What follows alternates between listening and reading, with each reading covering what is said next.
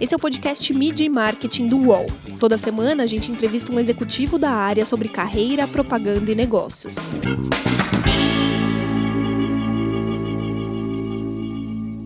Como a publicidade pode ajudar na luta pela promoção da igualdade racial? Como conectar a igualdade racial aos seus negócios? E o quanto a publicidade é responsável por inserir um contexto racista na nossa sociedade? Meu nome é Renato Pesotti e para falar sobre esses e outros assuntos, a gente recebe a Luana Genot, que é diretora executiva do Instituto Identidades do Brasil. Tudo bem, Luana? Tudo bem, Renato. E você? Prazer falar contigo aqui. O Instituto Identidades do Brasil, ele luta pela promoção da igualdade racial no Brasil, né? Eu queria que você me contasse um pouquinho só da história do Instituto para depois a gente voltar a falar nele. Perfeito, Renato. Bom, eu fundei o Instituto em 2016. O Instituto ele nasce com a proposta de dizer mais do que não ao racismo, né, da gente ir além e dizer sim à igualdade racial. Então, a nossa missão é acelerar a promoção da igualdade racial no mercado de trabalho através de 3 pilares que são empregabilidade, educação e engajamento. No pilar de empregabilidade, a gente tem o selo Sim à Igualdade Racial, que reconhece e ajuda a acelerar práticas antirracistas nas empresas em diferentes frentes, no recrutamento e seleção, na comunicação, na área jurídica, enfim, entendendo que a promoção da igualdade racial ela tem que ser vista de maneira 360. Na educação, a gente tem bolsas de estudos para profissionais e estudantes negros, e no pilar de engajamento a gente faz eventos e campanhas para disseminar a causa para além da nossa bolha, ou seja, para, de fato, tocar o coração da sociedade para entender que essa é uma causa de todas e todos, independente da cor da pele. Também costumo dizer que eu sou publicitária e quando eu me formei em publicidade pela PUC do Rio e pela Universidade de Wisconsin-Madison, meu sonho não era abrir um instituto para falar sobre igualdade racial. Meu sonho era trabalhar em uma grande agência, chefiar pessoas, mas entendendo que o racismo institucional estava presente nos lugares por onde eu passei trabalhando, decidi abrir um instituto para que a gente pudesse falar mais sobre o assunto e espero encerrá-lo em breve com mais oportunidades de trabalho para pessoas independentes da cor da pele. Como você acha que as agências de publicidade elas podem agir para diminuir o racismo estrutural que a gente tem no país hoje? Quais são as medidas urgentes que têm que ser tomadas pelas agências?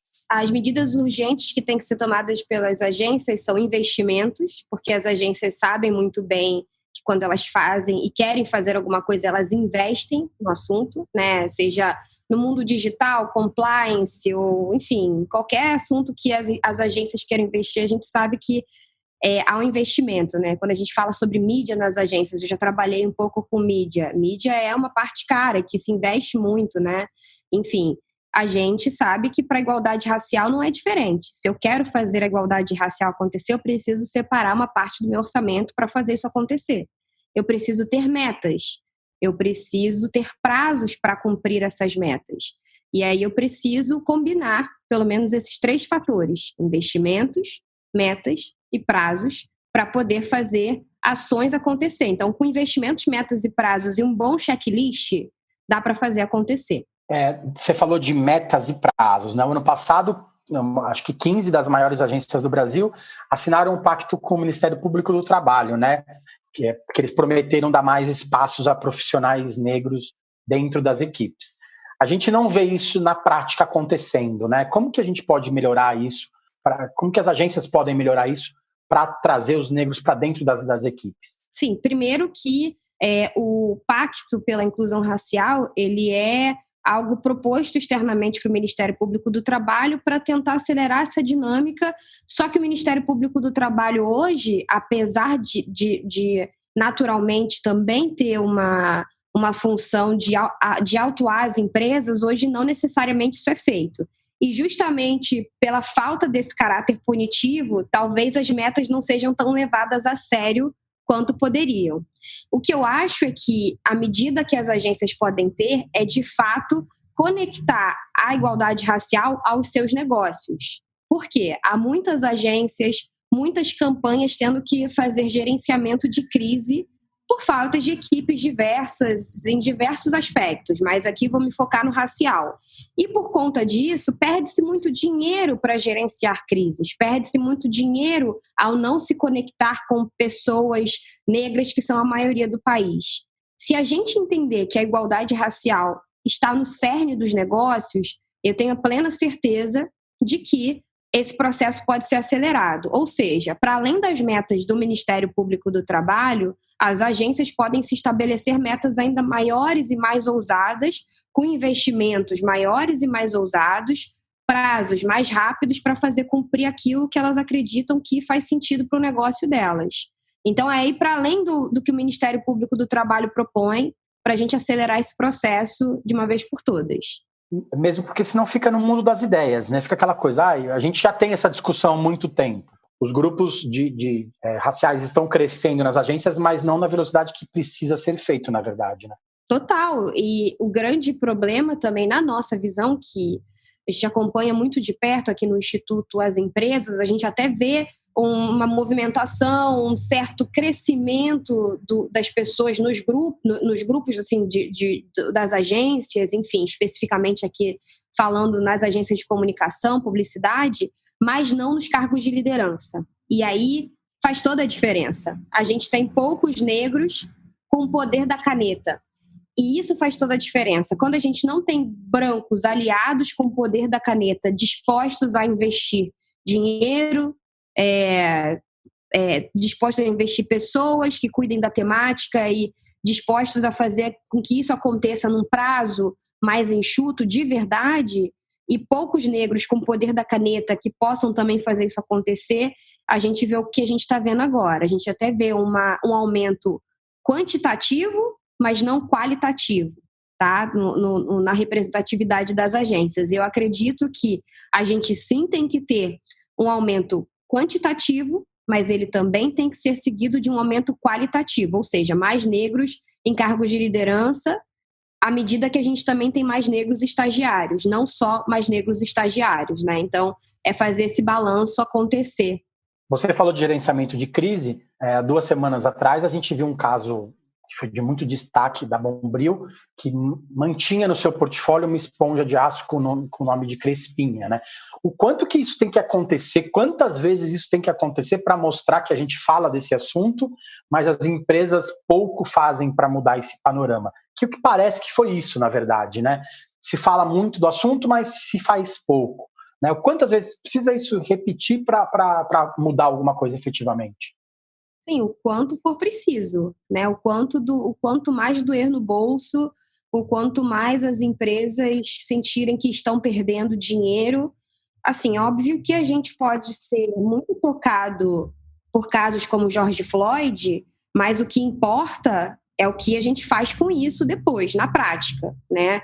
Então, não adianta colocar o quadradinho preto na página do Instagram e escrever #Vidas Negras Importam, se na outra ponta eu lanço um produto chamado Crespinha e eu acho que isso é mimimi, né, das pessoas negras, enfim, sem sequer fazer um exercício de escuta dessas pessoas, né, dentro e fora da esfera da própria marca, né? Porque muitas vezes algumas pessoas podem dizer assim, mas não tem negros nesse lugar para impedir com que esse produto seja relançado nesse momento, né? Enfim, já era um produto de portfólio há muito tempo, na verdade.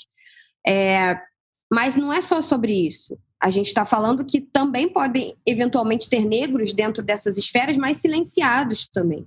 E aí não houve, de fato, uma consulta ativa, enfim, não deve ter havido, na minha opinião, né, para entender o quanto esse produto poderia ferir as pessoas negras que, assim como eu, têm o cabelo crespo e foram a vida inteira tendo seu cabelo comparado com uma palha de aço, que é absolutamente simbólico e violento para quem vive essa realidade. Enquanto tiver que doer no bolso, vai doer, e as marcas vão precisar cada vez mais escorregar para entender que a igualdade racial ela se faz, seja pelo amor ou pela dor. A gente pode até varrer um pouco para debaixo do tapete, mas por ser uma temática estrutural, ela sempre volta. Sempre volta. E aí ou você faz porque você ama, ou você faz porque você é forçado a. Mas o importante é fazer e tem que ser feito o mais rápido possível. Você acha que isso faz com que outras empresas elas repassem seus produtos também? A gente viu casos nos Estados Unidos já de multinacionais que estão repassando seus produtos para ver o que não pode ser considerado racista e o que não é racista, né? Com certeza, Renato, é super importante porque, obviamente, a gente está falando de um caso, de uma marca, mas que tantas outras marcas podem estar fazendo a mesma coisa e aí podem ativar gatilhos em dizer, opa, será que meu produto também não está indo por essa linha? Porque a gente está aqui falando de um exemplo específico, mas esse exemplo, ele pode ser representativo e é representativo de tantos e tantos outros, porque a gente está falando aqui de um racismo estrutural. Não me adianta usar aqui o caso da Bombril, por exemplo, como um único bode expiatório. Todas as empresas estão com seus tetos de vidro aí completamente expostos, né? Até pela falta dos investimentos na temática, pela falta de negros em cargos executivos e em cargos de base também, muitas delas. Então, o produto ele é só fruto dessa falta como um todo, né? Dessa estrutura.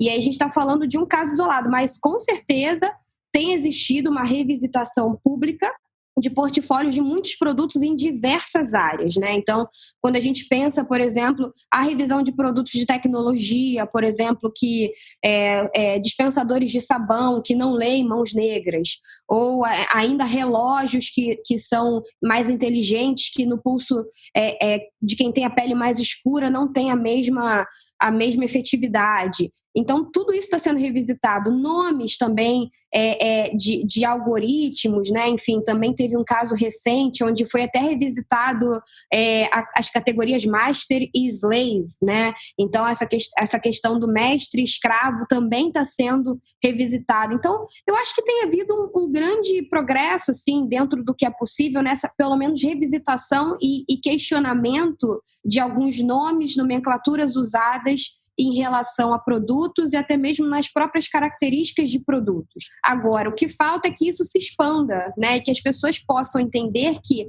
à medida que tem uma pessoa que questione aquilo, isso já tem que ser revisto. E não se deve muito entender isso como, acho que essa pessoa está exagerando. Não existe exagero, né? Até porque a comunicação, até onde a gente saiba, não é só aquilo que eu digo, é aquilo que as pessoas entendem, né? E, obviamente, o entendimento ele passa por uma camada de contextos históricos que podem ser muito pouco evidentes para você, mas para mim são muito evidentes. Então, é sempre importante ter pesquisas de grupo também diversas, né, que testem produtos, quando a gente está falando de produtos de massa. É muito importante que a gente tenha pessoas mais diversas, tanto no cliente quanto nas agências, para poder dialogar sobre o produto, para ter uma sabatina qualitativa, né, em relação aos produtos que vão sair para o mercado. Então, tudo isso conta. E eu acho que o caso da Bombril, infelizmente, não é isolado. E todas as agências e todos os clientes deveriam fazer esse exercício para além do portfólio da Bombril e parar de apontar só o dedo para a Bombril e apontar para si mesmos. Mídia e Marketing volta já. Geração P é o podcast semanal do UOL sobre os impactos do coronavírus na nossa sociedade, economia e cultura. P de pandemia, de perspectivas e principalmente de projeções. Todas as segundas, quartas e sábados a gente traz um novo episódio. Você pode ouvir o Geração P e outros programas do UOL em uol.com.br/podcasts, no YouTube e também nas principais plataformas de distribuição de podcasts. O UOL tem uma novidade que vai ajudar a sua empresa a entrar no mundo digital. É o Meu Negócio Não Para, que ajuda pequenos empreendedores do Brasil a superar o cenário de crise provocado pela pandemia da Covid-19. Acesse uol.com.br/Meu Negócio Não Para. Você acha que a falta de representação do negro dentro do comercial também é um problema grave, que é levado, que expõe ainda mais o racismo na nossa sociedade hoje em dia? Com certeza, né? Como eu falei, o problema é estrutural. Ele está em todos os lugares. Mesmo se hoje o cliente empurra para a agência e a agência empurra para o cliente, a verdade é que o problema está nos dois. ou em todos os lugares, né? Então, não existe essa coisa de ficar apontando o dedo, mas o cliente é assim, tá, mas e a agência? Mas a agência é assim, tá, mas e o cliente? Os dois estão errados, né? Os dois reproduzem o racismo estrutural. Essa coisa de eu não sou racista tem cada vez mais caído por terra, né? A gente tem que se assumir racista para tratar do problema. E aí, com exemplos muito nítidos, né? Como você falou, eu trabalhei numa agência de publicidade e vi um exemplo muito concreto diante dos meus olhos. Eu trabalhei nos Estados Unidos numa agência de publicidade chamada Burrell Communications. Lá a gente atendia uma grande empresa, enfim, que vende fraldas, enfim, tem fraldas, tem produtos de beleza no seu portfólio, e eles fizeram uma grande campanha porque entendiam que eles performavam mal entre as clientes negras. E aí colocaram bebês negros nas fraldas, ali nas embalagens das fraldas, nos produtos de beleza, né? Porque, enfim, para eu representar uma pele que precisa de cuidados, eu também preciso falar com a pele negra, né? E aí, fruto dessa campanha foi que o ticket médio das pessoas que compravam, né, ou seja, das mulheres negras, aumentou em 5 vezes, né? E aí, pensando também, dando mais um passo atrás, não foi só mudar o layout dos produtos, enfim, foi também ter mais pessoas negras trabalhando nessas empresas para entender o teor das mensagens, o que se conectava com a realidade daquelas mulheres. Também se mudou os grupos de foco para entender quais eram as verdadeiras necessidades dessas mulheres, né? Então, não foi só, vamos mudar o layout, então. Não. A gente fez todo um exercício para que essa campanha fosse chefiada por pessoas negras, que os grupos de pesquisa também tivessem mais pessoas negras, que inclusive a própria agência que fez a pesquisa também fosse de pessoas negras. Então tem todo um processo afirmativo muito mais intenso que a gente ainda precisa fazer, né? Quando eu digo um processo afirmativo, é um processo intencional, ou seja, se eu quero me conectar com a população negra, eu preciso enegrecer toda a minha cadeia. E isso é afirmativo, porque eu preciso me conectar mais com essas pessoas que eu não estou falando tanto quanto eu poderia falar. Eu, por exemplo, cada vez que eu vejo um produto na prateleira que eu acho que tem a minha cara ou a cara da minha filha, eu vou e compro. Isso é revertido, é a lógica matemática da representatividade, logo lucratividade, né? Então, eu compro porque eu me vejo representada. Então, eu acho que é isso que as agências, os clientes e todo o mercado de trabalho precisam entender cada vez mais, seja B2B ou B2C. O importante é que a gente cada vez mais enegreça as nossas cadeias de trabalho para que haja mais representatividade no todo e, essencialmente, mais lucratividade por a gente se conectar com o público que a gente ainda não está falando. Você deu um exemplo muito bacana de um produto nos Estados Unidos, né? Aqui no Brasil, a gente vê muito as agências, na verdade, fazendo pequenas mudanças, né? Você acha que a gente tem exemplos aqui de ações, iniciativas que possam ser mencionadas de efetivas mudanças mesmo dentro das agências ou dentro das empresas? De maneira geral, o que eu vejo por transitar em muitas agências, transitar em muitos clientes, é que essa mudança, diferente daquilo que eu mencionei como exemplo, ela ainda tem sido muito superficial. O que isso quer dizer? Isso quer dizer que a representatividade, ela se encontra no filme publicitário, mas não se encontra necessariamente dentro da agência, né? E isso faz com que a gente também tenha resultados superficiais, porque uma coisa sou eu pensando em produtos e serviços, né, para mulheres negras, não sendo uma mulher negra, e isso me traz alguns pontos cegos que, mesmo se eu fizer um filme protagonizado por pessoas negras, de repente eu não vou conseguir dar todo o teor e toda a intensidade das narrativas vividas por aquelas pessoas, porque eu não tenho verdadeiro contato com aquilo, né? Então eu vou ter personagens que não vão ter uma trama tão desvinculada de estereótipos, por exemplo, apesar de eu ter ali o negro na tela como talvez um protagonista, talvez eu vou também descambar para um lado mais estereotipado.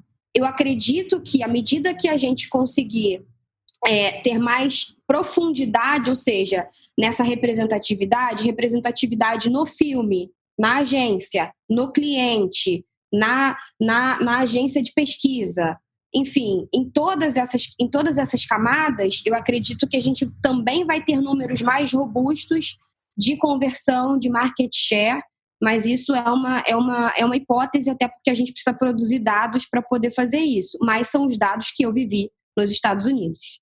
Você já trabalhou como modelo, né? Me conta o começo dessa história, como que você foi parar na comunicação? Você já queria fazer publicidade ou você foi levada a fazer publicidade? Então, na verdade, a vida de modelo foi mais uma força externa, né? As pessoas me liam como uma mulher, entre muitas aspas, exótica, que é um adjetivo que eu particularmente detesto, porque parece uma coisa para animal, né? E é exatamente essa visão animalesca do negro que se tem, né? Uma mulher negra, quando você não consegue atribuir um adjetivo de bonita, você é uma mulher bonita e você troca isso por exótica, ou você é uma negra bonita, aí mora o racismo, né? E eu entendi que eu precisava fazer algo com essa característica que as pessoas viam em mim. E aí eu acabei tentando ser modelo, porque eu, enfim, também sou alta, as pessoas diziam, você é alta, você precisa fazer alguma coisa com isso. Nunca me associaram a uma cientista de dados, por exemplo. E, obviamente, esse é um problema bastante estrutural e que também lida diretamente com a questão do machismo estrutural, mas também do racismo, né? Negra e mulher, acho que tem aí umas 2 ou 3 opções para você. E aí eu fui numa dessas poucas opções que eu tinha na época, ali com os 18 anos, e falei, tá bom, então vou tentar ser modelo. E aí eu fui modelo de passarela, encontrei com uma jornalista francesa que me levou para Paris, e aí em Paris eu tentei conseguir uma agência para me representar, e lá eu recebi uma mensagem muito importante, né? Na primeira agência que eu fui tentar entrar, que o Booker, né, que é a pessoa que seleciona os modelos para as agências, falou para mim que eu era muito bonita, mas que eu tinha um problema, eu era negra, né? E eu entendi que a partir dessa perspectiva de que ser negro era um problema, ali acendeu para mim uma lâmpada importante que eu deveria, de alguma forma, usar a minha profissão, o meu intelecto para lutar contra esse problema estrutural, pelo menos individualmente e coletivamente provocar essa mudança, ou pelo menos as reflexões daquilo que fosse possível. E aí eu passo 2 anos como modelo de passarela, morando na França, na Bélgica, na Inglaterra e na África do Sul, em todos esses países também enfrentando racismo estrutural, que é colocar a mulher negra somente em papéis limitados, ou seja, só podia fazer algumas campanhas ou editoriais relacionados à África, esse continente que é tratado como país, né? Ou poderia, no Brasil, fazer algum papel relacionado à favela, ou, enfim, 2 ou 3 papéis, no máximo, que eram destinados a mim. Nunca, por exemplo, campanhas de cabelo ou qualquer outro tipo de coisa, como se eu não tivesse cabelo, ou como se o meu cabelo não servisse para representar algo bonito e especial, né? E eu acredito que essa seja ainda uma questão até hoje, inclusive. Então, eu passei 2 anos, né? 2 anos que me trouxeram muitas reflexões, e depois desses 2 anos eu decidi parar, dar um pause nesse momento enquanto modelo e voltar para o Brasil para fazer publicidade, porque durante esse tempo todo eu fiquei muito intrigada sobre como a comunicação ela tinha um papel fundamental, né? Nesses 2 anos eu conversei com muitas pessoas, desde os clientes, as agências, enfim, as agências de modelo também, e eu sempre entendia que morava em todas essas esferas essa exclusão, né, do papel da mulher negra e essa limitação do nosso papel como somente uma ou outra trajetória e narrativa possível.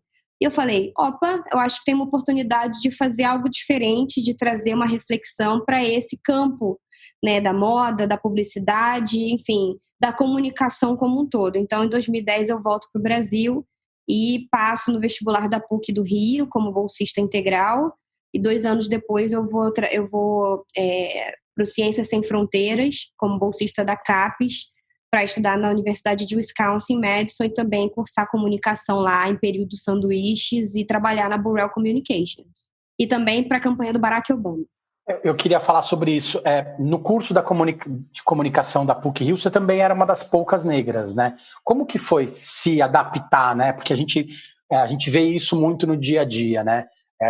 Agências, faculdades, tem muitos brancos e poucos negros, né? Como que foi essa adaptação? Você veio para o Brasil para fazer faculdade, para, de repente, ajudar a mudar o mundo e, de repente, o seu micromundo já era alguma coisa que precisaria ser mudado, né? Como foi isso? Com certeza, né? Mas à medida que eu entendi que eu precisava ajudar a mudar o mundo, de alguma forma, eu entendi que toda a minha vida, desde o jardim de infância, era pautada por um micromundo já cheio de racismo estrutural, né? Desde os professores que eu tive, porque eu estudei a maior parte da minha vida em escolas particulares, depois, enfim, nos lugares onde eu frequentava e, finalmente, na PUC do Rio. E a PUC não era um lugar isolado, ela era mais um lugar que reproduzia o racismo estrutural de todos os lugares que eram associados a uma certa elite ou um certo, enfim, um poder socioeconômico maior, onde você tinha menos negros, e esses negros eram, inclusive, olhados de maneira torta, né? Então, eu lembro de alguns episódios da PUC que éramos tão poucos negros que às vezes as pessoas me viam e falavam assim: você é filha do Joaquim Barbosa? Eu falei, não, eu não sou filha do Joaquim Barbosa. Porque para eu estar naquele espaço, eu precisava como de uma justificativa para estar ali. E um outro fato curioso é que eu estudei com a Isa, a cantora. Então nós éramos, e a gente se reconhecia no corredor, tipo, fazendo um sinal uma para outra, mas a gente nunca foi super amigas, mas éramos tão poucas que a gente se falava ali por um sinal, sabe? E é isso, né? Você é tão minorizado nesses espaços, apesar de sermos maioria do país, que a gente acaba se reconhecendo. Enfim, até hoje tem até um movimento muito forte, muito importante acontecendo nas universidades, que são os coletivos universitários negros. Na minha época ainda não tinha, mas logo assim que eu saí, surgiu, por exemplo, na PUC do Rio, o coletivo Nuvem Negra, um coletivo absolutamente importante que dá esse amparo, enfim, afetivo, um amparo de força entre os alunos negros para discutir questões que muitas vezes ficam aqui engasgadas e que podem levar, inclusive, a uma saída da própria universidade, né? Por você entender que aquele espaço não é para você, ou se sentir mal olhado, mal visto naquele espaço, você pode acabar saindo, né? A gente já fez entrevista com alguns alunos que decidiram sair da universidade, muitos deles alegavam, eu não me sinto bem aqui, né? Então, a gente está falando absolutamente dessa melhora de ambiente, né? Que o quanto é necessário. Parece bobo, mas não é legal você ser o único, né? Pergunte para qualquer branco que esteve no Brooklyn o quanto é ruim você ser o único branco transitando num lugar negro, dá a impressão que você é meio estranho, né? E olha que isso para muitos é só um passeio, mas imagina para quem vive isso o dia inteiro, a vida inteira, né? Dentro dos lugares de poder.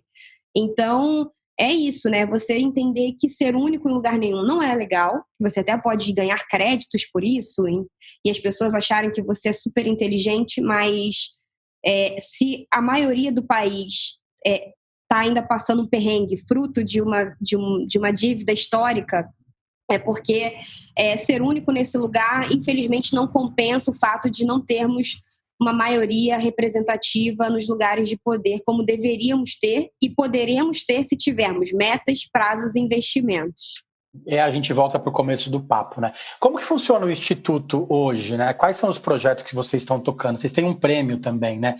Queria que você me contasse um pouco mais sobre esse funcionamento do Instituto e como as pessoas podem, além de ter contato com vocês, receber um pouco desse trabalho que vocês vêm fazendo.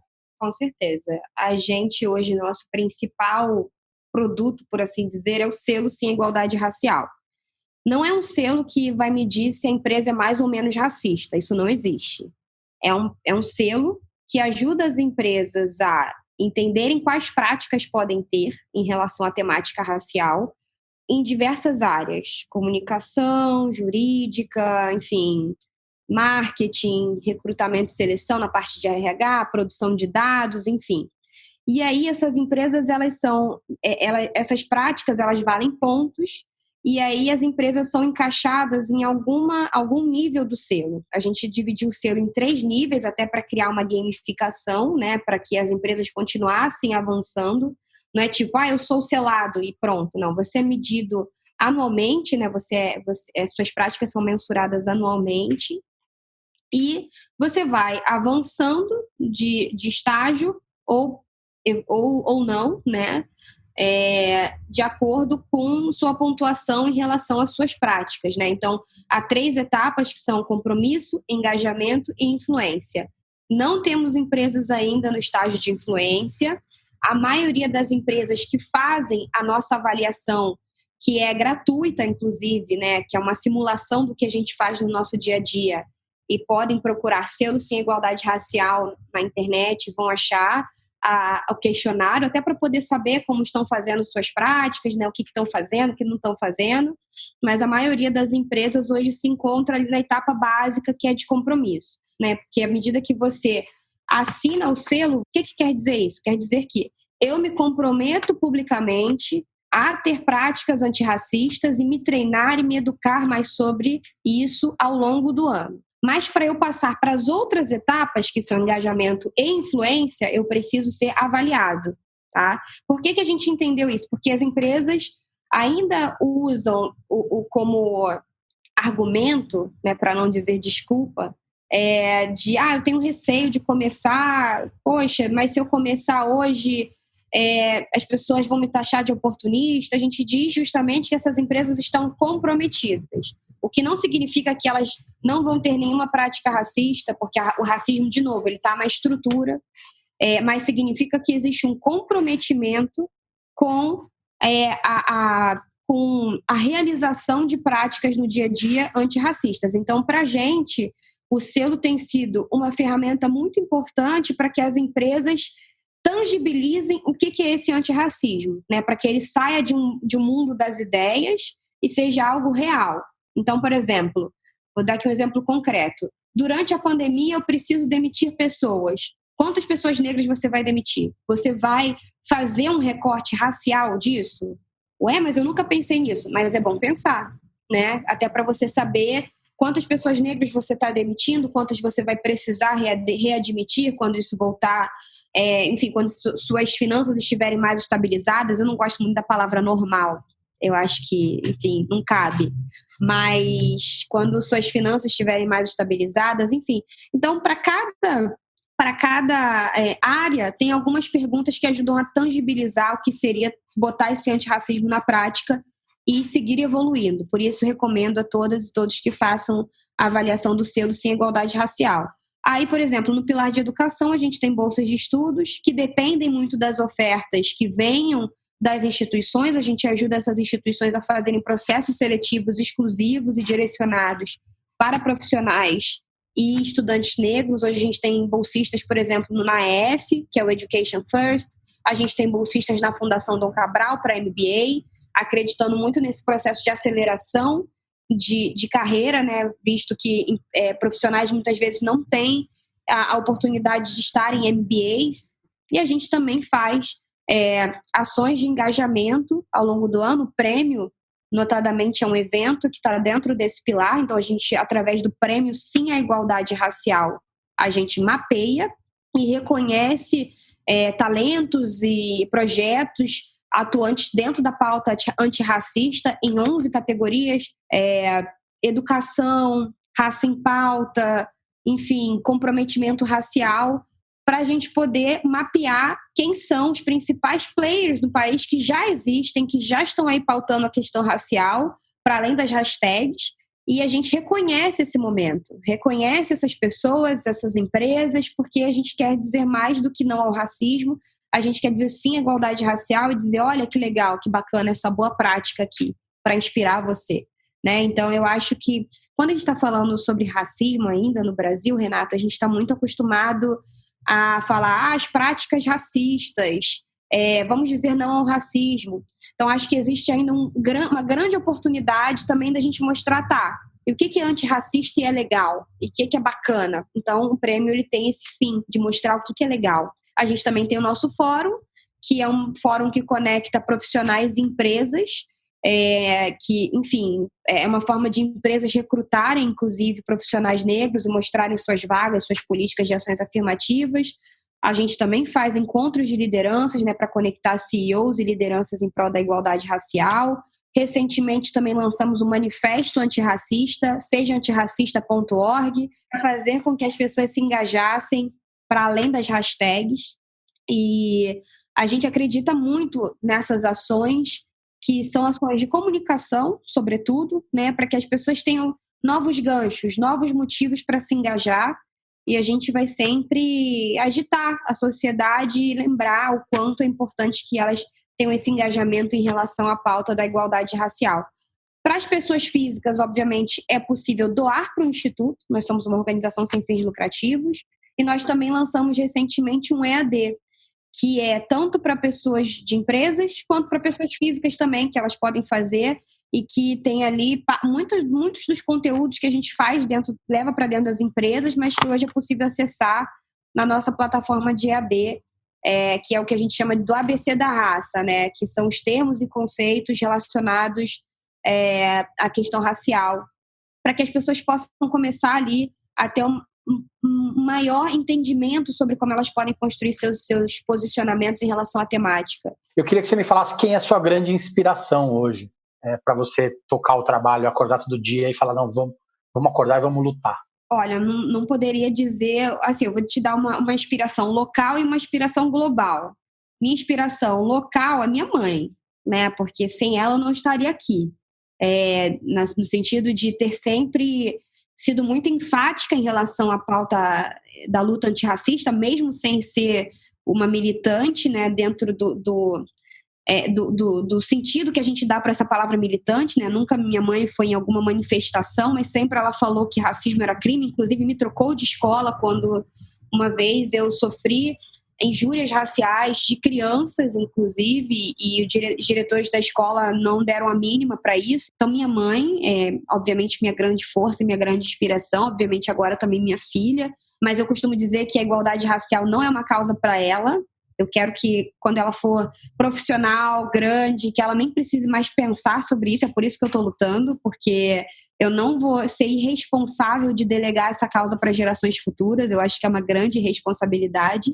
E, no âmbito global, Michelle Obama, Barack Obama, com certeza, né? Porque são líderes tanto no campo político quanto no campo filosófico, né, quanto, enfim, em campos de lideranças de maneira geral, que nos inspiram e que trazem para a gente uma história ética, uma história bastante inspiradora, expondo ali seus defeitos, suas qualidades e, enfim, com o próprio livro da Michelle é possível dar uma olhada nisso. Pessoa que representa toda uma população que é vulnerabilizada globalmente, mas que consegue também endossar a positividade de você ter resistido tanto, né? Tanta resistência não é por acaso, é por isso que isso te completa e te faz um líder mais completo, né? Você consegue ver a história de baixo e isso te dá uma perspectiva muito mais completa e muito mais rica da história. E eu sinto muito orgulho de ter participado da campanha, de ser também essa líder que vem de baixo, que entende todos os percalços de ser mulher negra no Brasil, e é por isso que eu resisto e continuo seguindo em frente. Legal, Luana. Obrigada pelo tempo. Boa sorte na missão, né? É uma missão de vida, principalmente. Com certeza. E é nossa missão. Não estou sozinha nessa, não. Vamos dividir essa conta. Tamo juntos. Valeu, gente. Semana que vem tem mais. Os podcasts do UOL estão disponíveis em todas as plataformas. Você pode ver a lista desses programas em uol.com.br/podcasts. Mid Marketing tem reportagem e entrevista de Renato Pesotti, edição de áudio de João Pedro Pinheiro e coordenação de Juliana Carpanês.